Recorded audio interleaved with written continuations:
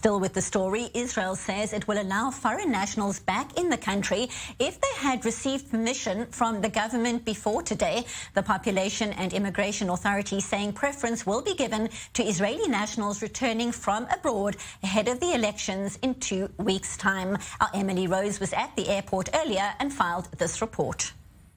It feels a little bit like I'm looking into the future here in Ben Gurion Airport, where a rapid testing system is being piloted by Israel's national airline, El Al, along with Sheba Medical Center.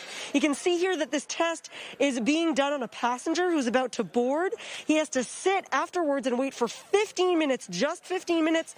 He'll get the result back, and if it's clean, he can get on this pilot flight that's going off to New York this evening. Now, there are a few advantages to this kind of test.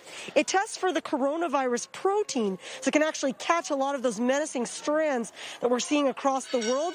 It's fast, it's easy, and we're even told that it's cheaper than a lot of the tests that are currently on the market, and it can be used en masse. Now, earlier today, we heard from the CEO of El Al about this project and what he thinks it means for the future of travel. So take a listen to what he said.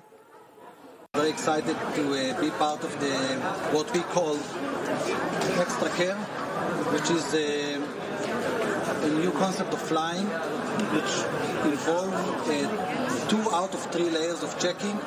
If we are thinking about 3 layers of checking, we have the vaccine part, we have the PCR that happens 72 hours before flight, and we have the antigen that we are putting here together. So every passenger on the plane will have 2 out of those 3 layers, which give us and the passenger different level of comfort when we're flying with that concept that we call it extra care. Now, we also spoke to the head of infectious diseases at Sheba Medical Center about this technology. So take a listen to what she told us.